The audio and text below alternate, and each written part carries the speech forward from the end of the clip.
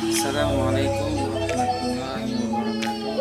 Perkenalkan, nama saya Denny Armanda, M0104201065, Prodi Manajemen Dakwah semester 5. Dosen pengampu Bapak Muhammad Iqbaluddin, SMA. Baik, jadi di sini ada 3 jenis syirik. Yang pertama yaitu syirik akbar.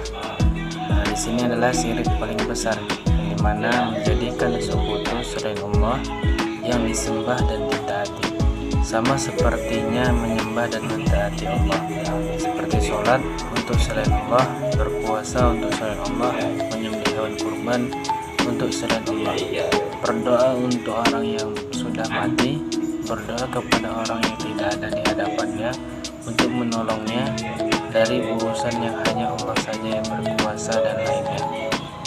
Kemudian yang kedua adalah syirik asghar, di mana syirik yang kecil, ini adalah menyamakan sesuatu selain Allah dengan Allah SWT dalam bentuk perkataan atau perbuatan.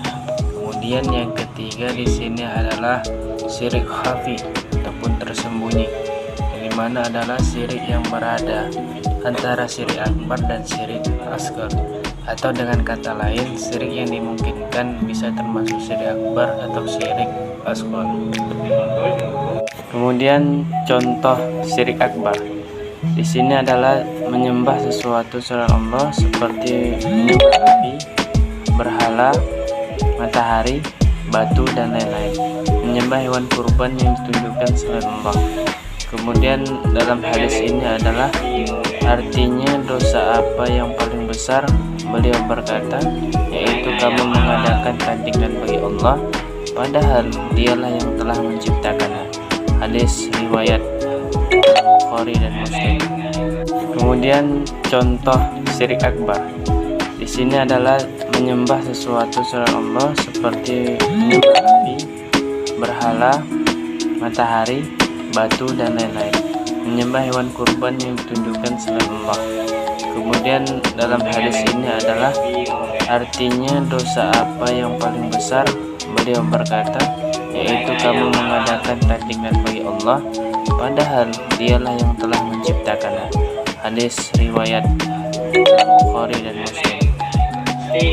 Kemudian contoh syirik tersembunyi, bersumpah dengan selain nama Allah adalah syirik asghar. Tetapi jika yang bersumpahnya itu dengan keyakinan bahwa yang dia pakai untuk sumpah itu menyamai keagungan Allah, maka ini termasuk syirik akbar.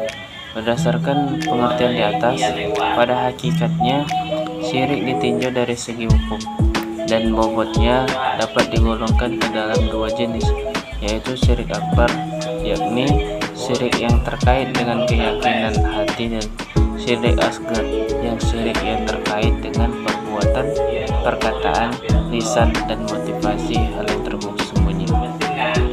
Kemudian Rasulullah SAW bersabda dalam riwayat Imam Ahmad berikut ini, yang menurut ulama hadis ternama Al-Bani bernilai hasan, yang artinya, wahai manusia, jagalah dirimu dari syirik karena ia tersembunyi daripada rayapan semut.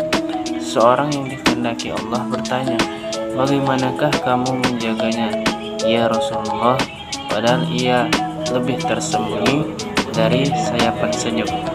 Kemudian beliau menjawab, ucapkanlah, ya Allah, sesungguhnya kami mohon perlindungan kepadamu dari menyekutukanmu dengan sesuatu yang kami ketahui, dan mohon ampun kepadamu dari sesuatu yang tidak kami ketahui. Hadis ini hadis riwayat Ahmad. Kemudian di sini adalah hadis tentang syirik, di mana hadis ini adalah artinya, telah menceritakan kepada kami Abu Al-Walid berkata, telah menceritakan kepada kami Syu'bah, dan juga telah meriwayatkan hadis yang serupa ini, telah menceritakan kepadaku Bisrul bin Khalid Muhammad Al-Syariki berkata, telah menceritakan kepada kami Muhammad bin Ja'far dari Syu'bah, dari Sulaiman, dari Ibrahim, dari Al-Hamamah dan Abdullah berkata, para sahabat Rasulullah SAW bersabda ataupun bertanya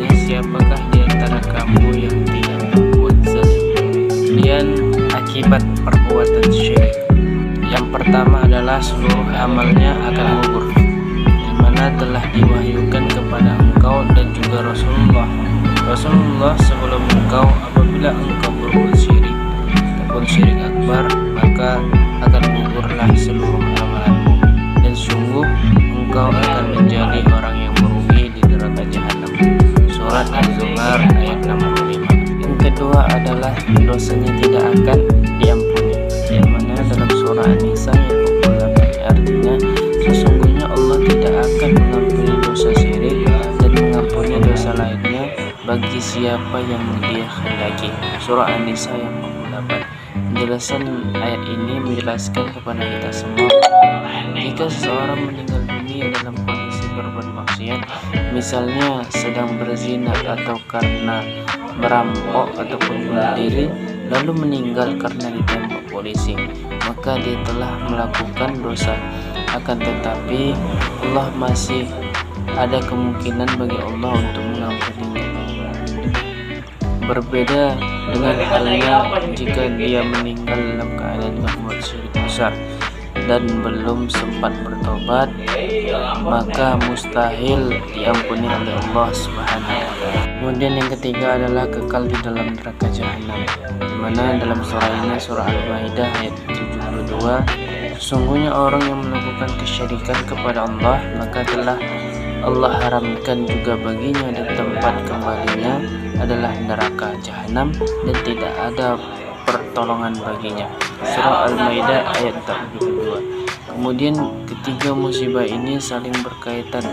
Barang siapa yang melakukan syirik besar, maka seluruh amalnya akan gugur. Kemudian jika ia meninggalkan dalam keadaan tanpa sebab bertobat, maka tidak akan diampuni oleh Allah dan akan dikekalkan di dalam neraka jahanam.